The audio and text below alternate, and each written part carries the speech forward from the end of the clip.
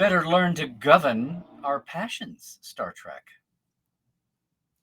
Episode 336 today on Trekland Tuesdays live with me, Dr. Trek, Larry Nemecek, coming at you right here from the heart of Trekland and Trekland Treks through Portal 47 and all the rest, bringing you some clarity, sanity, and a bigger picture in all things Star Trek. So how to do, everybody, for another Tuesday. Glad to be here with you again, live streaming in this amazing year of 2023. So much going on. Yes, it is the holidays right now. Whatever you're doing, I hope you're having a good one. It is the time of year, I need to remind you, that right now we've got a great gift idea going over for the big Star Trek person on your list over at LarryNemecek.com. Check it out. It's our gift box idea. Yes, there, right there. You can actually give someone a gift box for under the tree, 6 months of Portal 47 for the price of 5, some swag, a gift card from Gene Roddenberry from 1990. It's kind of a cool deal. It's our most popular little offer ever. I do it now several years. It's always great for a giver. Plus, we've got Canva and Cameo too. Just go to the webpage. It's all there. All right. Yes, it's that festive time of year. And it's also award season. And what's funny is lately, well, we've had some events that have been awesome for Star Trek. So, hey, it's another week, another Tuesday, another week in Trekland, professional and my own. And yes, big news this week, as we expected, as was dripping out through the Union's Strange New Worlds, is back shooting on stage. I mean, they've been in prep for a long time. And of course, the crews never had to go away during the strikes, but things were delayed. There was no point in getting ready for a show. They were actually a week away from filming back in May, early May, when the strike started. So it was more a case of getting the dust off and making some tweaks. You know, under 7 months is a while, but yes, they're back at it. We had Instagram, Davey Perez, Chris Fisher, producing director, who else? Al McElroy was back in his office at least, and some fun stuff. So again, follow these folks on Instagram, folks, and you'll be among the first to know. So Strange New Worlds is filming. Section 31's TV movie, small screen movie, is going to be filming the end of January for 6 weeks or so. So here we go. It's starting to feel a little more normal. But the other thing about this time of year is, yes, it's award season. And just breaking news last week, we were talking about the Critics' Choice Awards here in LA. And on the TV side, they nominated, what was it? Strange New Worlds was nominated for Best Drama Series. Lower Decks nominated for Best Animated Series. And Celia Rose Gooding for Best Supporting Actress in a Drama, playing Uhura, of course, on Strange New Worlds. And then within a couple of days of that, now look, I know this has been all over the interwebs, but just in case you missed out, and there's a couple of these that you did miss out on, I think. Well, here's the deal. How did you first find out? I was not in news gathering mode, and I saw the socials pop up. This is my point. I saw a whole slew, oh my gosh, 8 nominations for Strange New Worlds. How cool. How cool that, interesting, that the LA Critics Circle on their TV side nominated Picard for a whole slew. Meanwhile, on the Saturn Awards, which are voted by the Science Fiction Fantasy Academy, you can belong to that. It's different than the Hugos, but the Hugos and the Saturns are 2 big sci-fi genre awards. The Hugos, of course, are nominated and then voted by all the attendees at the World Science Fiction Convention every year. And some, as we've gone remotely, you have to buy in to be a buyer. But then it's a complicated process. But the Hugos have been around since the late 30s. Sci-fi has developed out from under them. And there's a lot more categories now, thank goodness, especially regarding media. Hugos, and these are the Saturns. Saturn's equally prestigious, and the Saturns are kind of based in LA, in the entertainment community. This year, the interwebs blow up about a week ago, or a little less, with 8 nominations, which is almost a record, but it was amazing. The 8 nominations I saw all over the place. It was incredible. So they were nominated for Best Science Fiction Television Series, Strange New Worlds, Anson Mount was nominated for Best Actor in a Television Series, lead actor considerably, and then Best Supporting Actor, Ethan Peck. Then Supporting Actress in a TV Series, Jess Bush and Celia Rose. So they're competing against each other in the same category. Paul Wesley in the Best Guest Star in a Television Series. I saw all that. I was like, wow, that's amazing. It was almost a day or two, maybe just the day. Maybe the flood felt like forever. The next day, I wasn't even thinking. I'm thinking categories, deadlines, who knows? We had a strike, we've had delays. I'm not keeping up. And then the next day, I see, it's not that it was Strange New Worlds was 6, but it was, Picard had 7. Picard had 7. What I'm getting to, everybody, is I saw everybody rushing out to ballyhoo the nominations for each show. And yeah, Picard had 7. I'm sure I saw Picard with 7. What it boils down to is it took a while to see news announcements with the combined news. Everything was segregated. What it means in the real world and what we're waiting for, because the Saturns are going to be out in February, they're going to have the actual show. They're competing against each other. Our 2 current shows, one retired, and with a big ballyhoo campaign for the sequel to that show, right? Star Trek Legacy. And then Strange New Worlds, which is now the flagship with Discovery going down and Starfleet Academy way off, and who knows with Section 31. Strange New Worlds is the tentpole show right now. Discovery is yet to air, but it's done. Its crew's pretty much moved on to one of the other Toronto shows, if they've moved on with Trek at all. What this means, though, is we've got Picard and Strange New Worlds competing against each other with other nominees, with Silo the Peripheral, Mandalorian, Foundation, and Andor in Best Science Fiction TV Series. And they slice that to horror and fantasy and all the rest. Lower Decks. Did anybody mention Lower Decks for a Saturn? Yes, Lower Decks animated series nomination. Best Actor in a TV Series is not just Anson, it's also Sir Patrick. Supporting Actor, yes, Jonathan for Picard, Ed Speleers for Picard as Jack Crusher, and Todd Stashwick for Picard, plus Ethan. We've got 4 of the 7, 1, 2, 3, 4, 5, 6, 7. 4 of the 7 in Supporting Actor in a series are going to be Star Trek. They're all in there together. Supporting Actress, Jess Bush, Celia Rose, and Jerry Ryan as Supporting Actress. Guest star, Amanda Plummer, right, playing Vadic on Picard, and Paul Wesley on Strange New Worlds. And that's all wonderful and great. And look at all the Star Trek representation. But 2 things. One, again, I got segregated announcements on my socials. And that was not from the studios. The studios would always be tooting the horn of everybody. I guess what I'm saying is that was the fan bases. I'd never been struck by when it's totally good news and not individual promotion or individual critiquing, when it's an across-the-board story. I'd never seen the news segregated like that before.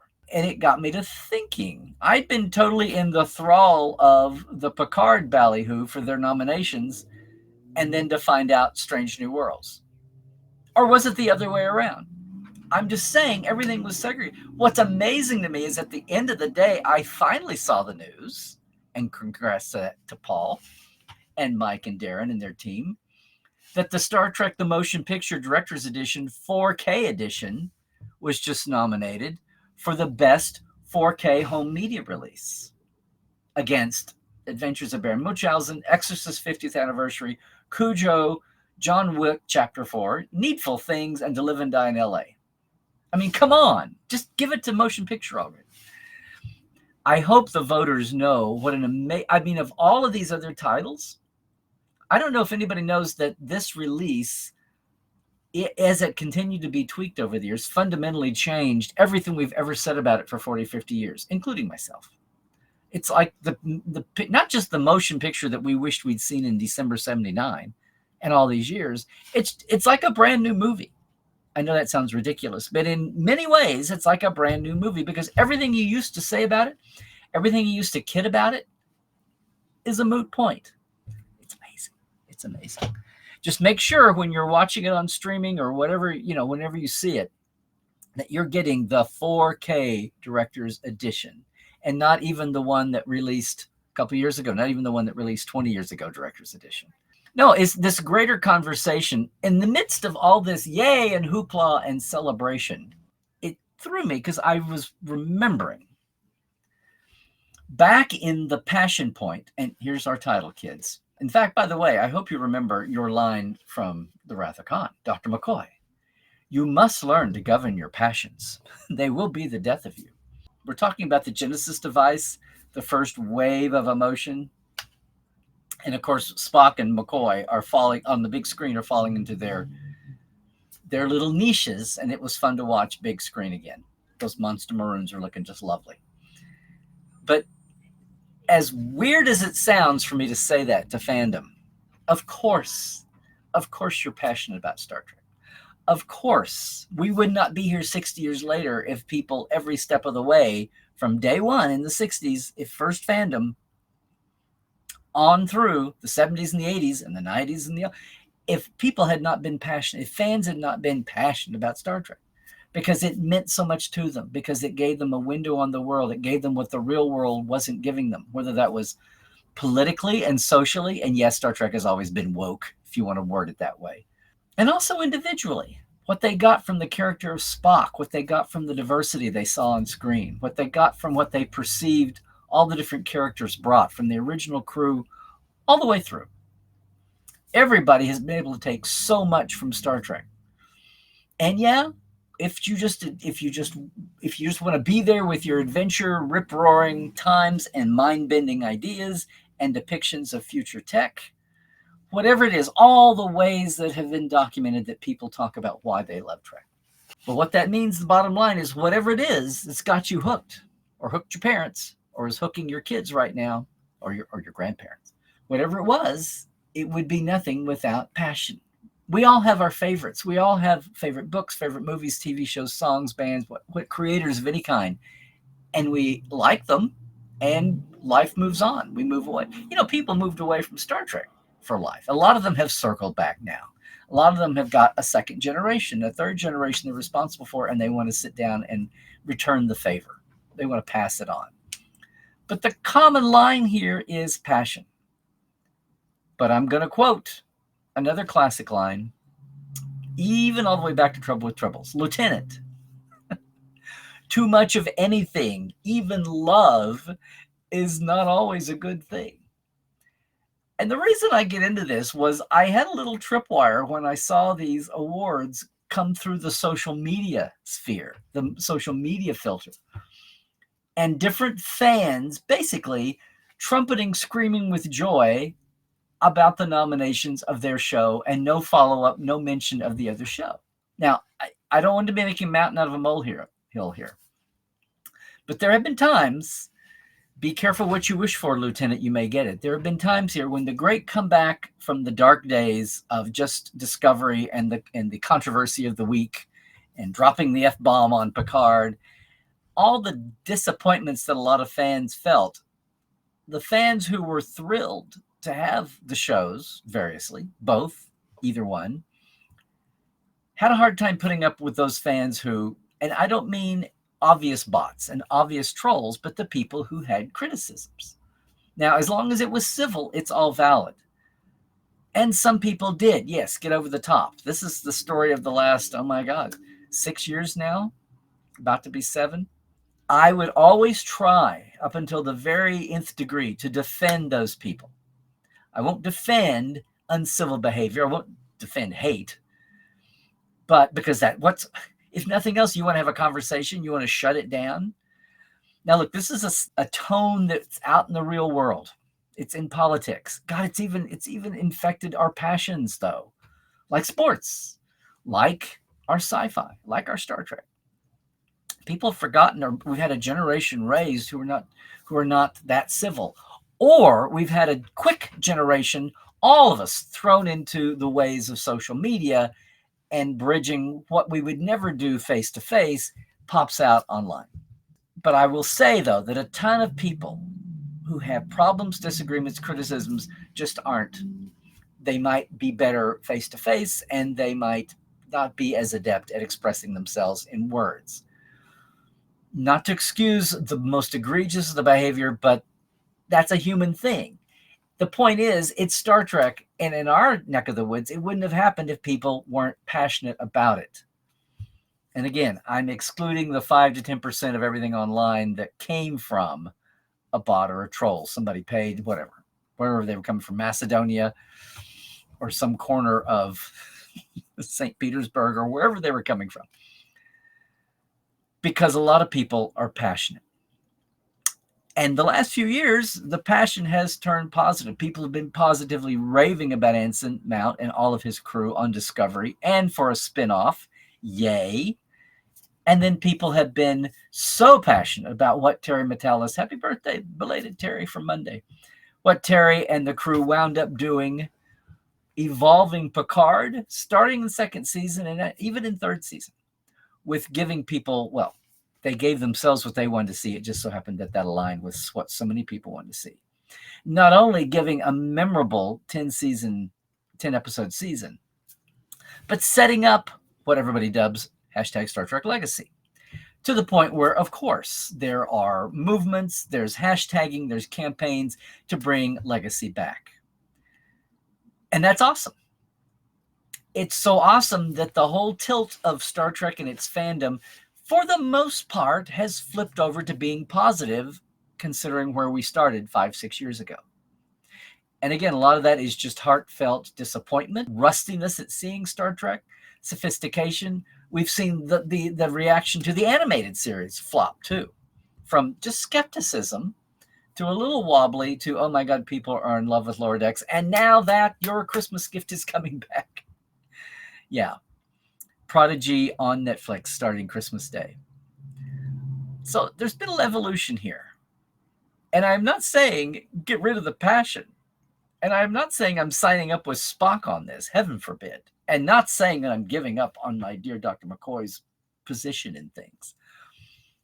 But sometimes a little too much can go a long way. And I'm just saying, remembering the times at the peak of the Star Trek Legacy campaign, for one, as much as I want to see it too, there's a reality out there of an assembly line and a timing overlapping with the very moment that the streaming industry is trying to figure itself out. And at the very moment, as we saw last week, where Paramount Plus is figuring out, and Paramount Global is figuring out what the shape of the very business model and the model is. And will they be overtaken? Will they be taken over by bosses who are not as into the... What I'm saying here is, maybe sometimes as seen by the separate but equal rollouts, actually they weren't equal. Secret by fans of these nominations, just remember that sometimes, as amazing as it sounds, a little too much praise, a little too much passion might, what do I say here, boomerang? We have to make sure that the family is doing well. And as much as that goes against the grain of some people saying, this is my favorite, I don't care about the other. It's not new. As weird as this sounds, we had that in the DS9 Voyager days. We had it in the TNG DS9 startup and then the DS9 Voyager days. The sad thing back then was, A, we didn't have social media to amplify it. And B, as the ratings declined, some of the powers were just happy to have anybody excited about anything.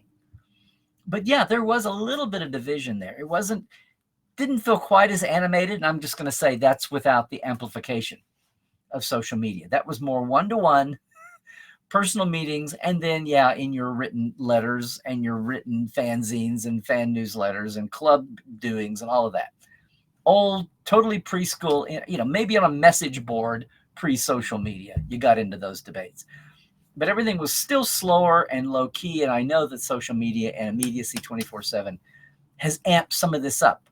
I'm just going to say, all this came to mind again when I saw fandom present their favorites nominated two different ways. Not as a split tweet or a split post, but like no mentions. And I get it. I'm not going to be the fandom passion police.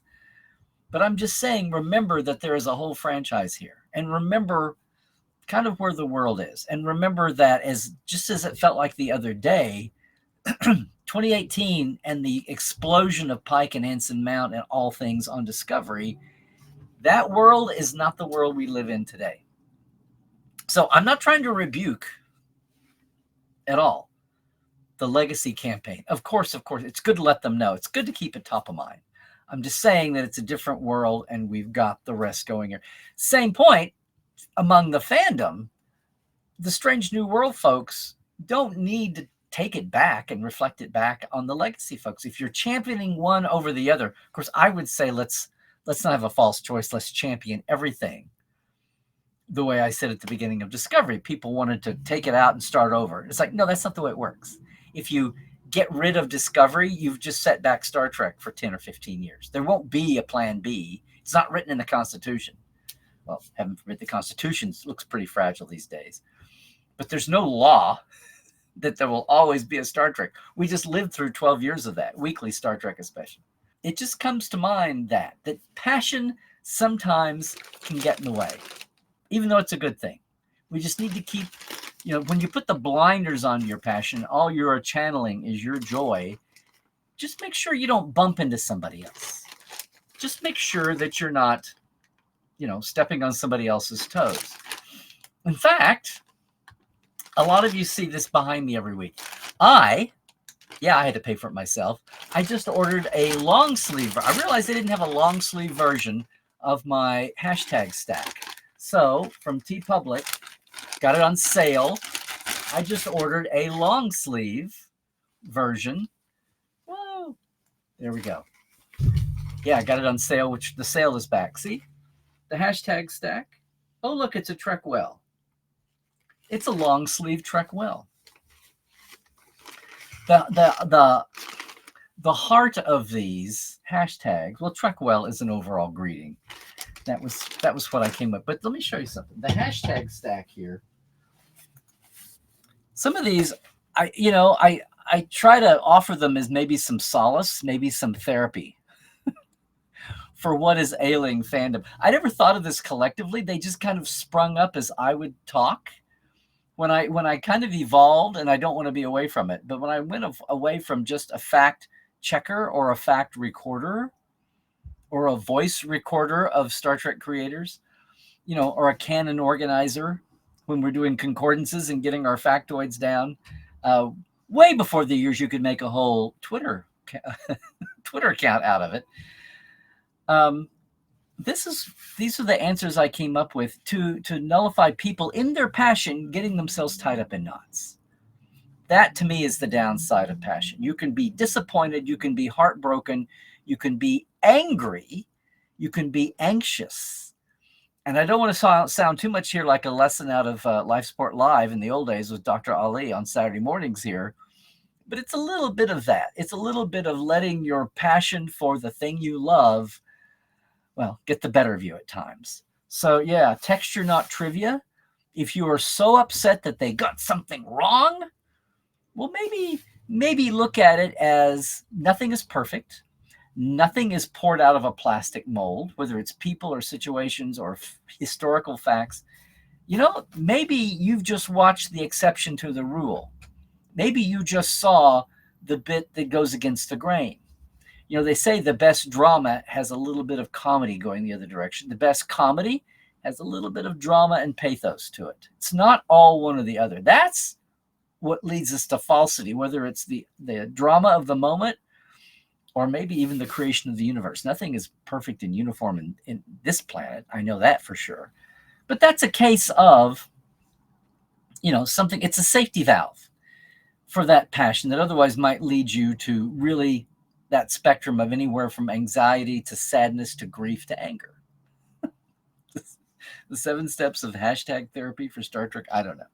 Use the universe is my answer to people say it's fan service. It's fan service. Or when people shy away from making those connections because they don't want to be labeled as fan service, or whether they're just not that knowledgeable to begin with. It's okay to use the universe. Just don't make it too small. We went from having to say this to now it's like, okay, slack off a little. Don't small the universe. Canon in a vacuum is canon that we have from other sources besides screen. Again, these are all things to temper your reaction to something, to see the positive. Because if it's a reaction to something you're watching, then it's out there. It's up to you to adjust and adapt. Not so much the screen folks, unless your way of adapting is to wait until the guard changes and one of them does something about it later. And I'm looking at you ripping out the hall of viewers. And Prime is not hard. Canada is not scary. It's all reactions to people who either prefer story over canon, or their eyes cross, or you're talking to a creative, or you're talking to a fan who says, I don't care about the canon, I just want to watch the characters and enjoy the stories. Well, you can soften the blow there. I mean, I really didn't think about my hashtags here. It's just what's developed over the years, over the 15, 20 years of being as much a pundit as a journalist.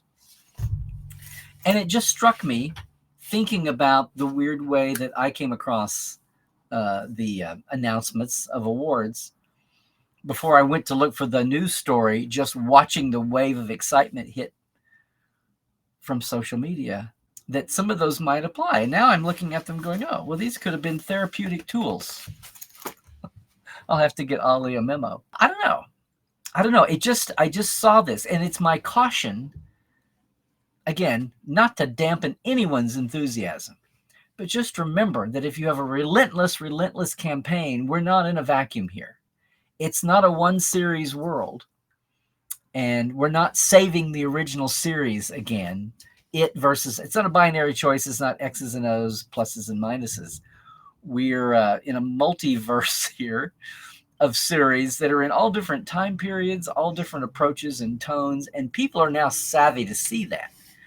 But there's a reality that's going to happen.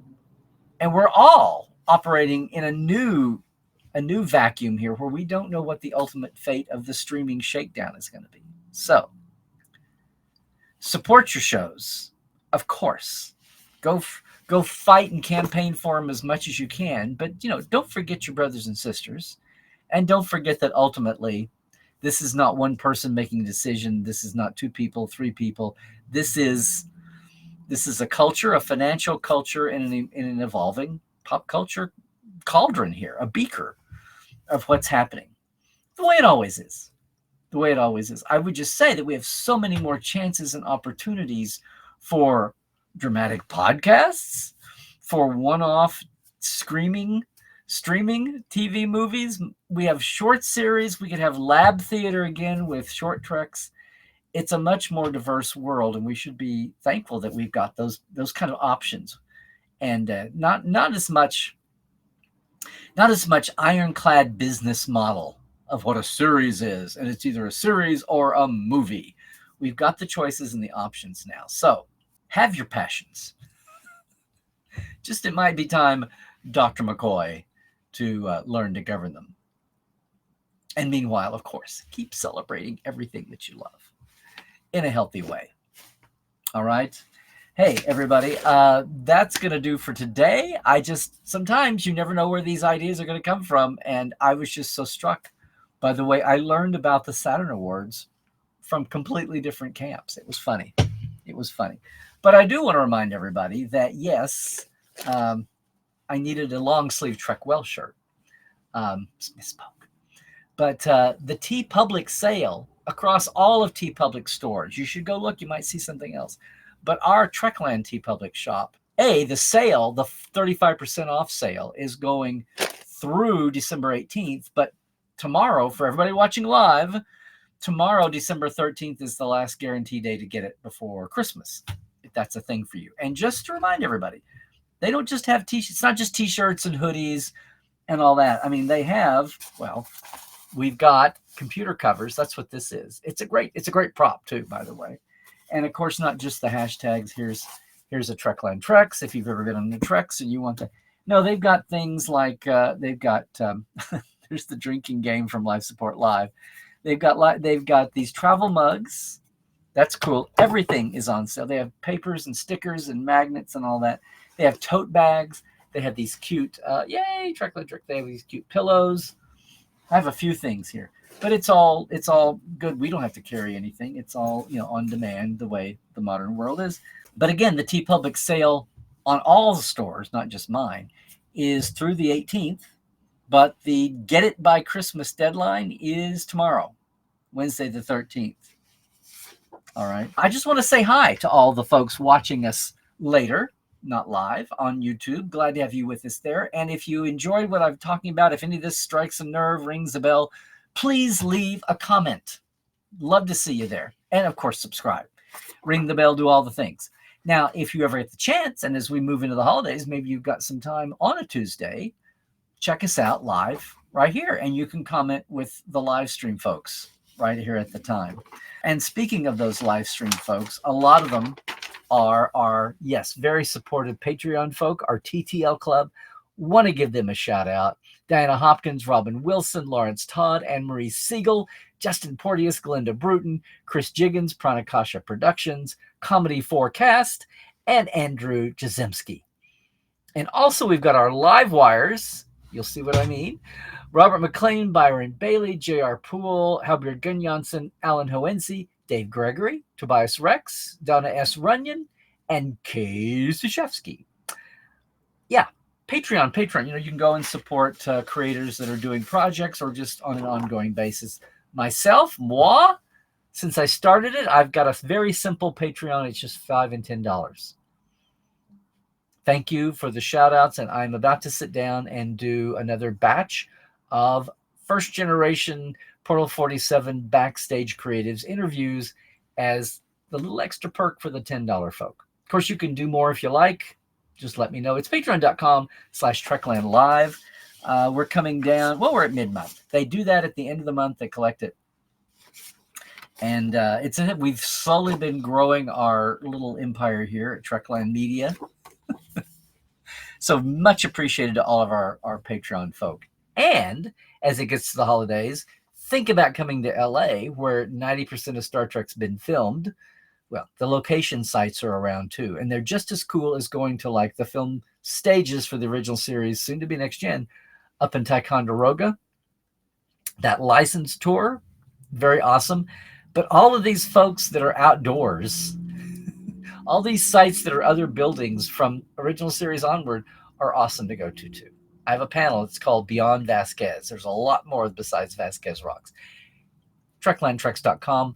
I'll work with you on the day you're in town. You, your partner, your family, whatever. Your group. We can do small groups in a van. Whatever.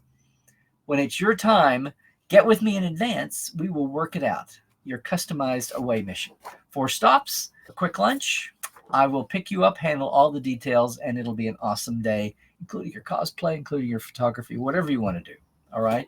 And of course, the Trek Files. It's a Tuesday. It's a Trek Files new. Today, if the release is already up every week on a Tuesday, this week, well, the new show is up. And we are looking at some more animated series pitches from writers with my guest, the great Aaron Harvey, co-author of the Animated Guide to Star Trek, the official guide. So we're having a lot of fun with not random writers, but 2 names you will know whose pitches were rejected for the animated series. Don't want to miss that.